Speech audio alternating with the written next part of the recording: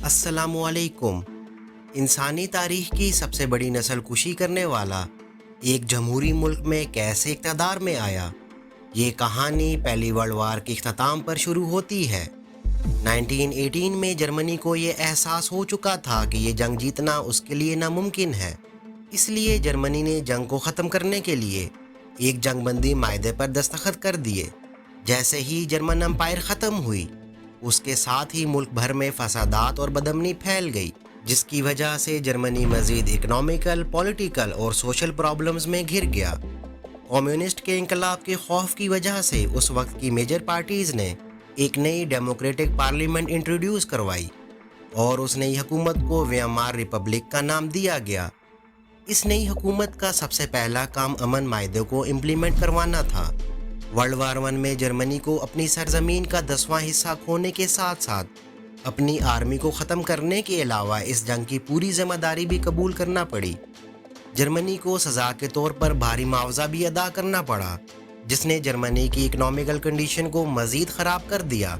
इन सब हालात को जर्मनी के कौम परस्त लीडर्स और रिटायर्ड आर्मी ने ज़िल्लत के तौर पर देखा। उनका ये गलत ख्याल था कि अगर पॉलिटिशियंस और प्रोटेस्टर्स आर्मी को धोखा न देते तो ये जंग जीती जा सकती थी।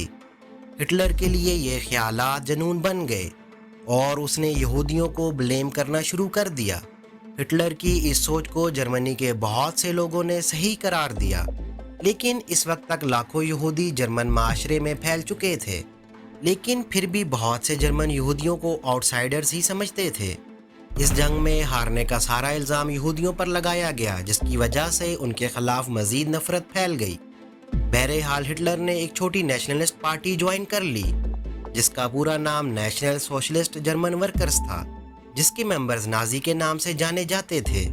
हिटलर की इमोशनल स्पीच ने बहुत जल्द ही जर्मनी के लोगों को बड़ी तादाद में अपनी तरफ खींच लिया।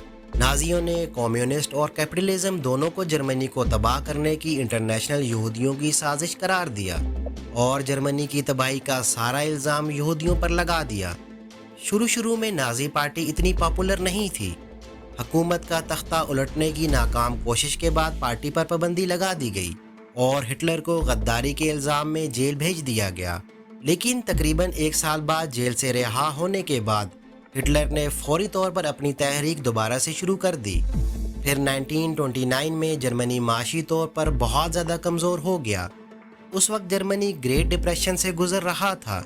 इसकी वजह से अमेरिका के बैंक्स ने जर्मनी से अपने लोन्स वापस ले लिए और पहले से ही मुश्किलात का शिकार जर्मन इकॉनमी रातों रात तबाह हो गई। हिटलर ने लोगों के गुस्से और इन हालात का फ़ायदा उठाया और उन्हें यकीन दिलाया कि वो जर्मनी को पहले की तरह रिस्टोर कर देगा। मेन स्ट्रीम पार्टीज़ इस सारे क्राइसिस को हैंडल करने में नाकाम हो गईं, जबकि अपोजिशन की पार्टीज़ आपस में ही झगड़ों की वजह से टूट फूट का शिकार हो गईं। इस वक्त जर्मनी की आवाम सख्त मायूसी का शिकार थी और ये मायूस आवाम नाजियों की तरफ बढ़ गई। सिर्फ 2 सालों के अरसे में ही नाजिस की पार्लियामेंट में वोट्स की तादाद 3% से 18% तक बढ़ गई। 1932 में हिटलर ने प्रेसिडेंट के इलेक्शंस में हिस्सा लिया, लेकिन वो पहली जंग अजीम के हीरो जनरल वॉन हिंडनबर्ग से हार गया। लेकिन इस इलेक्शंस में 36% हमायत ने यह जाहिर किया कि लोग हिटलर के ख्यालात का साथ दे रहे हैं। लेकिन फिर अगले ही साल एडवाइजर्स और बिजनेस लीडर्स ने जर्मनी के प्रेसिडेंट को इस बात पर आमादा कर लिया कि वो हिटलर को चांसलर अपॉइंट कर दे। वो सब ये चाहते थे कि वो हिटलर की इस पॉपुलैरिटी को अपने फ़ायदे के लिए इस्तेमाल कर सकें। हालांकि चांसलर के पास सिर्फ पार्लियामेंट की एडमिनिस्ट्रेशन के इख्तियारात होते हैं, लेकिन हिटलर समझदारी से आहिस्ता आहिस्ता अपनी ताकत में इजाफा करता चला गया।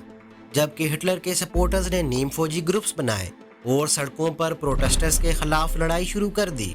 हिटलर ने कम्युनिस्ट बगावत का खदशा जाहिर किया और साथ में ये दलील दी कि वही सिर्फ जर्मनी की लॉ एंड ऑर्डर की सिचुएशन को बहाल कर सकता है।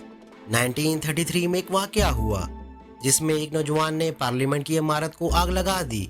हिटलर ने इस इवेंट को अपने फ़ायदे के लिए इस्तेमाल करते हुए गवर्नमेंट को कन्विंस किया कि उसे इमरजेंसी के इख्तियारात दे दिए जाएं। कुछ ही महीनों में आज़ादी सहाफ़त को ख़त्म कर दिया गया। उसके साथ साथ दूसरी तमाम पार्टीज़ को भी ख़त्म कर दिया और यहूदियों के ख़िलाफ़ भी बहुत सारे कानून पास कर दिए गए। हिटलर ने अपने पुराने कुछ सपोर्टर्स के साथ साथ अपने मुमकिन दुश्मनों को अरेस्ट करवा के फांसी दे दी। अगस्त 1934 में जब प्रेसिडेंट हिडेनबर्ग की डेथ हुई, तब ये तय हो चुका था कि अब इस वक्त जर्मनी में कोई नया इलेक्शन नहीं होगा। तब हिटलर ने खुद को जर्मनी का लीडर करार दे दिया और फिर यहीं से हिटलर की डिक्टेटरशिप का आगाज हुआ। हिटलर ने आर्मी को एक्सपेंड करना शुरू कर दिया और उसके साथ साथ एयर फोर्स को भी डेवलप करना स्टार्ट कर दिया, जो कि अमन मायदे की खिलाफ वर्जी था। लेकिन हिटलर ने किसी भी बात की परवाह नहीं की, क्योंकि जर्मनी के लोग उसे अपना लीडर मान चुके थे और उसे अपना नजात दहिंदा समझते थे। और वक्त गुजरने के साथ साथ हिटलर की ताकत में मजीद इजाफा होता चला गया। हिटलर का ये अरूज इस बात की खतरे की निशानदही करता है कि हुकूमत से नाराज लोगों का फ़ायदा उठाकर एक लीडर कैसे ताकत में आ सकता है। उम्मीद है कि आपको ये वीडियो पसंद आई होगी। आपके देखने का बहुत शुक्रिया। अपना ख्याल रखें। अल्लाह हाफिज़।